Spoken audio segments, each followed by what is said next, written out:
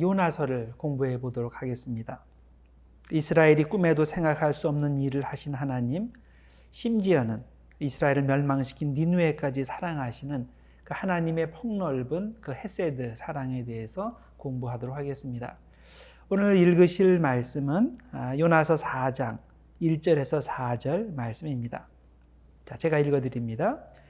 요나가 매우 싫어하고 성내며 여호와께 기도하여 이르되 여호와여, 내가 고국에 있을 때에 이러하겠다고 말씀하지 아니하였나이까? 그러므로 내가 빨리 다시스로 도망하였사오니 주께서는 은혜로우시며 자비로우시며 노하기를 더디하시며 인애가 크시사 뜻을 돌이켜 재앙을 내리지 아니하시는 하나님이신 줄 내가 알았음이니이다. 여호와여, 원하건대 이제 내 생명을 거두어 가소서. 사는 것보다 죽는 것이 내게 나음이니이다 하니 여호와께서 이르시되 네가 성내는 것이 옳으냐 하시니라. 지난 시간에는 우리가 호세아서를 공부했습니다. 호세아서를 통해서 하나님의 변치 않는 사랑, 헤세드 사랑에 대해서 공부를 했습니다. 하나님의 변함없는 사랑, 이 헤세드 사랑인데요. 이것을 설명하기 위해서 계속 행음하는 여인을 끝까지 사랑하는 남편, 또 아버지를 떠나서 계속 반역하는 그 아들을 끝까지 사랑하는 그 아버지의 그런 이미지를 통해서 하나님의 헤세드 사랑을 조명해 주었습니다. 자, 오늘도 역시 헤세드 사랑을 생각해 보려고 합니다. 호세아의 경우와 마찬가지로 요나서에서도 하나님의 헤세드 사랑을 강조합니다. 요나가 왜 자기가 처음에 하나님께 불순종했는지 밝히는 대목이 나오죠. 자, 그때 이 헤세드를 언급합니다. 자, 오늘 읽으신 말씀 중에 4장 2절입니다. 여호와여, 내가 고국에 있을 때에 이러하겠다고 말씀하지 아니하였나이까? 그러므로 내가 빨리 다시스로 도망하였사오니 주께서는 은혜로우시며 자비로우시며 노하기를 더디하시며 인애가 크시사. 여기 인애라는 말이 그 헤세드라는 말이에요. 인애가 크시사, 헤세드가 크시사, 뜻을 돌이켜 재앙을 돌이키지 아니하시는 하나님이신 줄 내가 알았음이니이다. 이 헤세드라는 단어가 이 구약 성경에 여러 가지로 번역이 됩니다. 사랑, 인애, 자비, 긍휼, 이런 종류의 단어들로 번역이 됩니다. 이 헤세드 사랑의 요점은 상대방의 어떤 반응과 상관없이 끝까지 무조건 사랑하시는 그런 사랑을 말합니다. 요나서는 이야기가 전개되는 장소에 따라서 크게 둘로 구분될 수 있습니다. 요나서 1장과 2장은 바다에서 이루어지는 일을 다룹니다. 그리고 요나서 3장과 4장은 육지에서 일어나는 일을 다룹니다. 자, 먼저 1장과 2장에 나오는 그 바다에서 일어난 일을 살펴봅시다. 요나가 하나님의 명령을 거스르고 니느웨의 반대 방향인 다시스로 배를 타고 갔습니다. 그 후에 여러 우여곡절을 겪으면서 큰 물고기에 먹히게 되고 그 안에 사흘 동안 있게 되고 사흘 후에 다시 나오게 됩니다. 자, 여기까지가 2장 마지막 절까지 내용입니다. 자, 이 부분에서 주목해야 될 표현은 내려간다, 떨어진다, 이런 표현들입니다. 우선 요나는 다시스로 도망하려 하여 욥바로 내려갔다라고 되어 있습니다. 요나서 1장 3절인데요. 여기 야라드라는 그 내려갔다라는 단어를 사용합니다. 그 다음 다시스행 배를 얻어 탔는데 배를 타고 나서 배 맨 밑층으로 또 내려갔다라고 되어 있어요. 역시 야라드라는 단어를 사용합니다. 자, 그 다음에 풍랑이 일어나죠. 이게 누구 때문인지 밝히기 위해서 제비를 뽑았는데 그 제비에 당첨된 사람이 바로 요나였죠. 이때 사용된 표현이 그 제비가 요나 위에 떨어졌다라는 표현입니다. 그 나팔이라는 단어예요. 그 다음에 요나가 바다에 던져지게 되죠. 그 툴이라는 단어입니다.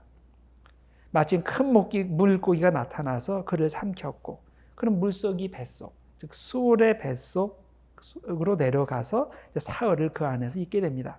요나서 2장 1절과 2절 내용입니다. 요나는 이렇게 연속으로 내려가게 되죠. 그래서 수올의 뱃속 깊은 곳까지 이르게 되는데 요나는 이것을 산의 뿌리까지 내려갔다라고 표현을 했습니다. 그것이 요나서 2장 6절입니다. 내가 산의 뿌리까지 내려갔사오며, 여기에 야라드라는 또 같은 단어를 사용합니다. 내려갔사오며 땅이 그 빗장으로 나를 오랫도록 막았사오나 라고 되어 있습니다. 자, 사흘 동안 요나가 물고기 뱃속에 있게 돼서 열심히 이제 기도했죠. 기도한 후에 다시 땅 위로 올라오게 되는데, 이 땅 위로 올라오게 될 때는 단번으로 완성이 됩니다. 그래서 내려갈 때는 여러 단계를 통해서 내려가지만은 하나님께서 다시 무트로 그를 끌어올리실 때는 한 번에 그 일을 하셨습니다. 자, 요나서 둘째 부분은 3장과 4장입니다. 땅 위에서 일어난 일입니다. 요나가 물고기 뱃속에서 나온 후에 하나님 명령대로 니느웨로 갔습니다. 가기 싫은 것은 이전이나 마찬가지죠. 여전히 가기 싫습니다. 그러나 이번에도 또 안 갔다가는 더 크게 얻어맞을 것이 분명하니까 무작정 니느웨로 갑니다. 자, 그곳에서 해야 할 일은 그곳 사람들한테 회개를 설교하는 일입니다. 그러나 역시 하기가 싫습니다. 그럴 일은 없을 것 같지만 혹시 자기 설교로 니느웨 사람들이 회개하면 어떻게 합니까?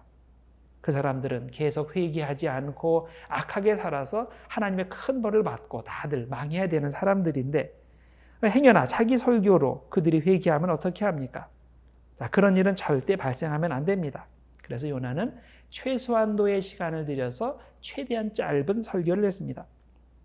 니느웨는 큰 성읍이기 때문에 사흘을 열심히 돌아다녀야 할 수 있는, 커버할 수 있는 그런 큰 성읍인데 하루만 대충 다녔어요.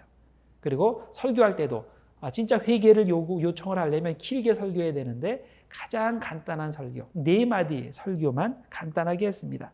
40일 지나면 니느웨는 망한다. 이것이 그가 설교한 내용의 전부입니다. 그런데 엄청난 일이 벌어졌죠.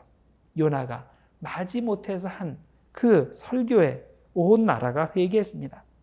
자, 왕을 비롯해서 모든 사람들이 자신의 죄를 깨닫고 베옷을 입고 금식 기도를 하게 됩니다. 심지어는 짐승까지도 베옷을 입히고 금식 기도하게 할 정도로 그렇게 니느웨 사람들이 철저히 회개했습니다. 자, 그러자 하나님께서는 못 이기는 척 하시고 일시에 그들을 다 용서하셨습니다. 자, 요나가 지금까지 일어난 일을 쭉 볼 때 무슨 생각이 들까요? 이게 어떻게 보였을까요? 마치 짜고 치는 고스톱같이 보였을 겁니다. 자기는 그냥 이용당했을 뿐이라고 느꼈을 겁니다. 요나 생각에 하나님께서는 이미 자기를 보내시기 전에 니느웨를 용서하기로 작정하신 겁니다. 다 결정해 놓으신 겁니다.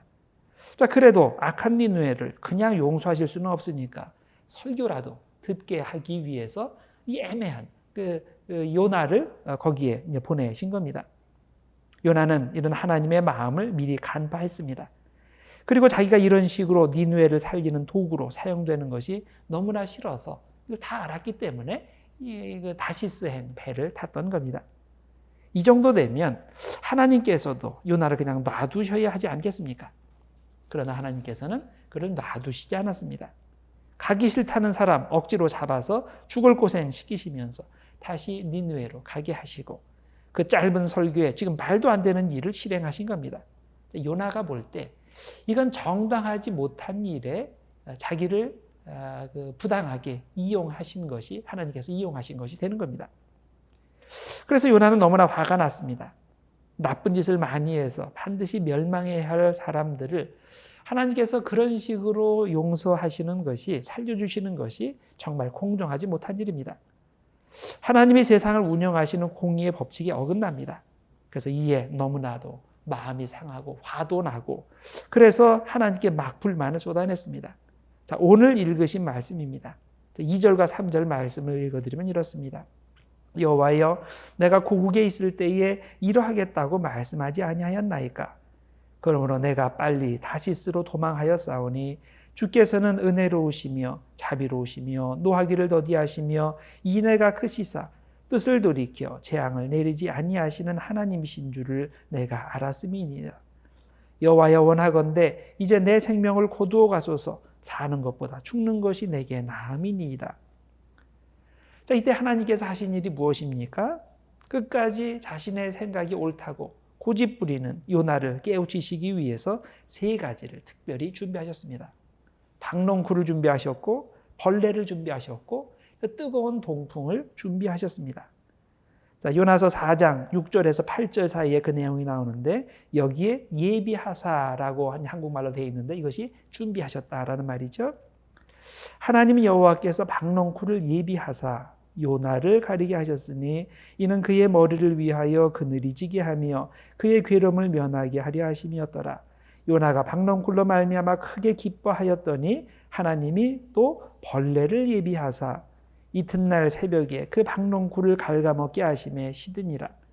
해가 뜰 때에 하나님이 뜨거운 동풍을 예비하셨고 해는 요나의 머리에 쪼임에 요나가 혼미하여 스스로 죽기를 구하여 이르되 사는 것보다 죽는 것이 내게 나으니이다 하니라. 자, 이런 식으로 하룻밤 사이에 그 좋던 박농쿨이 사라졌습니다. 그러자 요나는 그것을 안타까워하며 불평했습니다.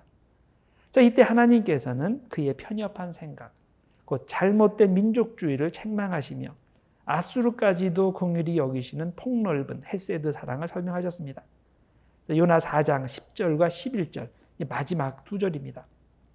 내가 수고도 아니하였고 재배도 아니하였고 하룻밤에 났다가 하룻밤에 말라버린 이 박농쿨을 아꼈거든. 하물며 이 큰 성읍 니느웨에는 좌우를 분별하지 못하는 자가 12만여 명이요 가축도 많이 있나니 내가 어찌 아끼지 아니하겠느냐 하시니라. 자, 니느웨까지 아끼신 하나님의 헤세드 사랑, 우리는 이 사랑을 요나서에서 배워야 됩니다. 요나는 머리로는 하나님께서 어떤 분인지 잘 알고 있습니다. 하나님께서는 사랑이 풍성하시고 긍휼이 풍성하신 분이라는 것을 잘 알고 있습니다. 그래서 요나서 4장 2절에 그렇게 얘기를 하죠. 주께서는 은혜로우시며 자비로우시며 노하기를 더디하시며 인애가 크시사 뜻을 돌이켜 재앙을 내리지 아니하시는 하나님이신 줄을 내가 알았음이니이다. 자, 알긴 잘 알죠. 그러나 이런 하나님 이해가 자신의 행동으로 연결되지 않는 것이 그의 문제였습니다. 자, 그야말로 생각 따로, 믿음 따로, 행동 따로인 거죠. 요나가 정말 하나님의 헤세드 사랑을 이해했다면 그가 경험하는 그런 그 극적 드라마는 만들어지지 않았을 겁니다. 자, 하나님은 편협한 민족주의에 갇히지 않으십니다. 하나님은 이스라엘만 아끼시지 않고 이스라엘의 원수인 아수르까지도 아끼시는 그런 온 세계의 하나님이십니다. 이스라엘은 하나님이 이스라엘의 하나님만 되신다고 생각했지만은 그건 철저한 착각이었습니다. 하나님은 온 세상을 만드신 창조주 하나님이시기 때문에 자신이 창조하신 모든 민족, 모든 사람들을 똑같이 사랑하십니다. 이 사실을 강조한 것이 니느웨는 큰 성읍이다라는 표현입니다. 이 표현은 요나서 처음 시작할 때 등장하고 중간에 한 번 더 등장하고 또 끝날 때 마지막 절에 또 한 번 등장합니다. 자, 요나서 1장 2절에 너는 일어나 저 큰 성읍 니느웨로 가서 라고 되어 있어요. 중간 요나서 3장 3절에 보면 니느웨는 사흘 동안 걸을 만큼 하나님 앞에 큰 성읍이었더라. 자, 또 요나서 마지막 절 4장 11절 하물며 이 큰 성읍 니느웨에는 좌우를 분별하지 못한 자가 12만여 명이요 가축도 많이 있나니 내가 어찌 아끼지 아니하겠느냐 하시니라. 자, 여기에 니느웨는 큰 성읍이다라는 똑같은 구절이 이렇게 반복되는데 이것의 의미가 무엇이겠습니까? 땅덩어리가 크다는 의미겠습니까? 그렇지 않지요. 그곳에는 구원받아야 할 불쌍한 영혼들이 굉장히 많다는 뜻입니다. 전형적인 유대인의 눈에는 니느웨 사람들은 절대 불쌍한 영혼들이 아닙니다. 하나님의 긍휼의 대상이 아닌 사람들입니다. 그야말로 지옥의 불쏘시개 깜밖에 되지 않는 그저 풀이나 나무같이 무가치한 존재들일 뿐입니다. 그러나 하나님께서는 절대로 그렇게 생각하지 않으셨습니다. 그들도 이스라엘 사람들만큼 하나님께서 창조하신 또 그래서 구원받아야 할 귀한 영혼들인 겁니다. 우리는 어떻습니까? 세상 사람들, 특히 세상의 죄인들을 바라볼 때 요나가 니느웨 사람들을 바라보는 것 같이 그런 눈을 가지고 세상 사람을 바라보지는 않습니까? 나는 구원받은 사람, 저 사람들은 지옥 갈 사람. 나는 의로운 사람, 저 사람들은 악한 죄인들. 그래서 나는 하나님의 사랑을 받을 자격이 있는 사람, 저 사람들은 하나님의 사랑을 받을 자격이 없는 사람들, 벌 받아야 할 사람들, 이런 식으로만 생각합니까? 그러면 안 되죠. 근본적으로 나와 세상 사람들과는 차이가 없습니다. 단지 나는 조금 먼저 예수 믿고 구원받았을 뿐입니다. 그리고 저 사람들도 예수 믿으면 나와 똑같이 구원받을 수 있는, 아니 구원받아야 할 귀중한 영혼, 불쌍한 영혼들인 겁니다. 여러분들은 세상 사람들을 바라볼 때 불쌍하게 보이십니까? 그들도 예수 믿고 구원받아야 하는데 왜 여태까지 예수 믿지 못했는가? 왜 구원받지 못했는가? 자, 그렇게 생각하며 그 안타까운 마음으로 그들을 바라보고 계십니까? 아니면 그들은 지옥 갈 사람들이기 때문에 내가 특별히 불쌍히 여길 필요도 없고 열심히 복음 전할 필요도 없는 그런 사람들로 보입니까? 그렇게 생각하신다면 여러분은 회개하지 않은 요나와 다를 바 없고 편협한 민족주의의 함정에 빠진 일반 유대인과 전혀 다를 바가 없는 겁니다. 우리의 눈은 언제나 교회 안이 아니라 교회 밖을 내다보아야 됩니다. 하나님의 눈으로 그들을 바라보고 하나님의 마음으로 그들의 영혼을 불쌍히 여길 줄 알아야 됩니다. 그런 마음을 통해서 하나님께서 하나님의 나라를 세워가시고 하나님의 교회를 세워가십니다. 하나님의 뜻을 이루어 가십니다. 그런 하나님의 헤세드 사랑을 우리 마음속에 품고 온 세상을 향해서 주님의 사랑을 전하고 복음을 전하는 우리 모두가 되기를 주님의 이름으로 축복합니다. 기도하겠습니다. 하나님 아버지 감사합니다. 하나님께서 오늘 요나 말씀을 통해서 우리에게 편협한 신앙을 갖지 말고 폭넓은 신앙을 갖기를 하나님께서 우리에게 원하시는 줄 믿습니다. 하나님 아버지, 우리가 세상 사람들을 바라볼 때 그저 정죄의 눈으로만 바라보지 않게 하시고 하나님, 그들도 똑같이 하나님께서 창조하신 귀한 영혼들, 구원받아야 할 귀한 영혼들, 그래서 내가 복음을 열심히 전하고 사랑해 주어야 할 그런 영혼들로 바라보게 하시고 그것을 통해서 그들을 주님께로 인도할 수 있는 그 주님의 사역자들 모두 될 수 있도록 하나님 축복해 주시옵소서.